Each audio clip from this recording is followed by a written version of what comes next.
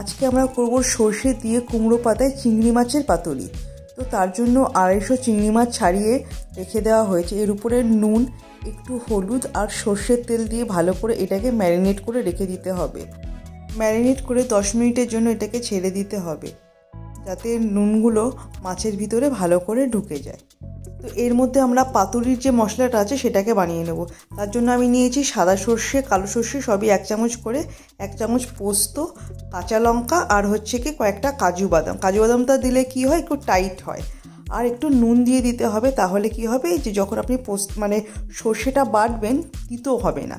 আপনি মিক্সিতেও বাটতে পারেন অথবা শিলনোড়াতেও বাটতে পারেন। তো আমাদের পেস্টটা তৈরি হয়ে গেছে। এইটা এবার চিংড়ি মাছের মধ্যে ভালো করে দিয়ে এটাকে মাখিয়ে নিতে হবে। অল্প একটু আপনি এর মধ্যে জল দিয়ে মশলা যেটা বাকি রয়েছে সেটাকে ধুয়েও এর মধ্যে দিয়ে দিতে পারেন। দেখবেন খুব বেশি জল যেন না হয়, তাহলে একটু জল জল হয়ে যাবে। তো এটা ম্যারিনেট করার পর উপর থেকে আর একটু সর্ষের তেল দিয়ে দিলাম। সর্ষের তেলের পরিমাণটা একটু বেশি করে দিতে হবে। তো সেটাকে দিয়েও ভালো করে মাখিয়ে নিয়ে ওটাকে রেখে দিতে হবে। তো আমাদের সর্ষে পাতুরি করার জন্য মাছটা পুরো রেডি হয়ে গেছে। যাই হোক, এবার কুমড়ো পাতা যেটা আছে এটাকে ধুয়ে ভালো করে 2টো কুমড়ো পাতা পরপর এইভাবে আপনাকে রাখতে হবে। তারপর ম্যারিনেটেড ফিশ 2-3 চামচের মতো এটার উপরে দিয়ে দিতে হবে। দেখবেন খুব বেশি যেন না হয়, তাহলে কিন্তু পাতা থেকে বেরিয়ে যাওয়ার চান্সেস থাকে। তার উপরে একটা কাঁচা লঙ্কা দিয়ে দিলাম একটু জাস্ট অ্যারোমা হওয়ার জন্য। এরপরে পাতাগুলোকে সব দিক থেকে ভালো করে এটাকে মুড়ে নিতে হবে, যাতে জিনিসটা বেরিয়ে না যায়। এরপরে কি করতে হবে, যে সাদা যে থ্রেডগুলো আছে, মানে দড়ি সুতো যেগুলো থাকে, সেই সুতো দিয়ে আপনি বাঁধতে পারেন।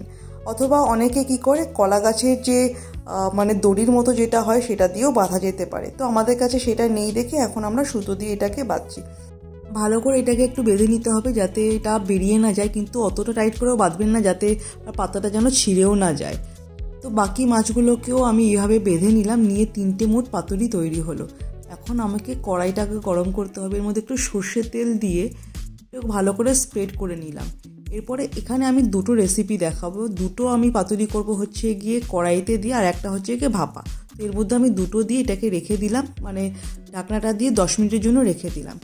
10 মিনিট পর এটাকে তুলে নিয়ে জাস্ট এটাকে উল্টে দিতে হবে। দুটোকেই উল্টে দিন আস্তে আস্তে করে। উল্টে দেওয়ার পর আবার এটাকে 5 মিনিটের মতো আমাকে একটু রাখতে হবে লো আছে। মনে রাখবেন এটা কিন্তু হাই ফ্লেমে দেবেন না, এটা কিন্তু সম্পূর্ণরূপে লো আছেই হবে। তো এটা লো আছে আপনি 10 আর 5 মিনিট 15 মিনিটের মতো এটাকে রান্না করে নিতে পারেন।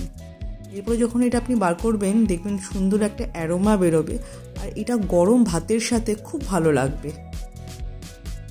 তো নেক্সট রেসিপিটা হচ্ছে গিয়ে কুমড়ো পাতার পাতুরি, যেটা সেটা ভাপা পাতুরি হবে।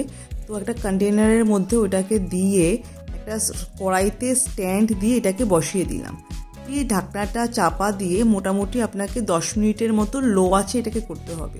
তো আগেই আমি এটাকে করেছিলাম পাতুরি, সেই জন্য ঢাকনাটা একটুখানি ময়লা হয়ে রয়েছে। 10 মিনিট পরে এটাকে যখন আপনি তুলে নেবেন, গরম গরম ভাতের সাথে সার্ভ করবেন, দারুণ খেতে লাগবে। একবার বাড়িতে ট্রাই করে দেখবেন, আমি শিওর যে আপনাদের খুব ভালো লাগবে। আপনাদের সাথে দেখা হবে নেক্সট ভিডিওতে। ওকে, বাই।